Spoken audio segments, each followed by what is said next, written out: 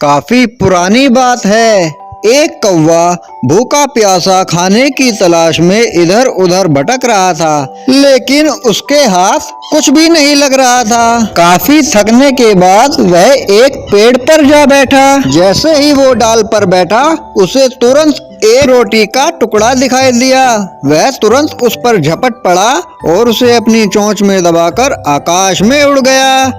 उसको देखते ही देखते दो कौवे और उसके पीछे लग गए, लेकिन वह उनको खाना नहीं देना चाहता था। उनको चकमा देकर वह एक पेड़ की तरफ बढ़ने लगा और बड़े आराम से एक पेड़ की डाल पर जाकर बैठ गया। तभी एक लोमड़ी वहां से घूमती हुई निकल रही थी।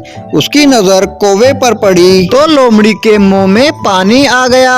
उसके दिमाग में बत्ती जल गई कि किसी तरह से ये खाना उसे मिल जाए। वह कौवे की तरफ देखकर बोली, अरे कौवे भाई, तुम्हें पता है मेरी बहन बता रही थी कि तुम्हें बहुत अच्छा गाना आता है। मैं चाहती हूँ कि तुम मुझे अपनी मीठी आवाज से कोई गाना सुना दो। क्या तुम मुझे अपनी आवाज में कोई गाना नहीं सुनाओगे? कौवा चुपचाप बैठा लोमड़ी की तरफ देख रहा था, लेकिन मुंह से कुछ भी नहीं कह रहा था, क्योंकि आज से पहले उसकी आवाज की तारीफ किसी ने भी नहीं की थी। कौवे भाई, क्या तुम अपनी आवाज में मुझे कोई गाना नहीं सुनाओगे?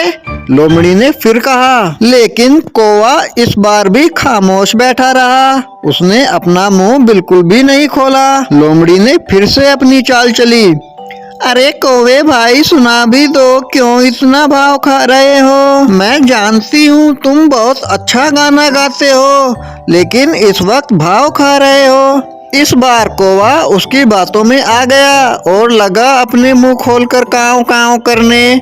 जैसे ही उसने मुंह खोला, रोटी का टुकड़ा नीचे जा गिरा और लोमड़ी झपटकर उस रोटी के टुकड़े को उठाकर भाग खड़ी हुई।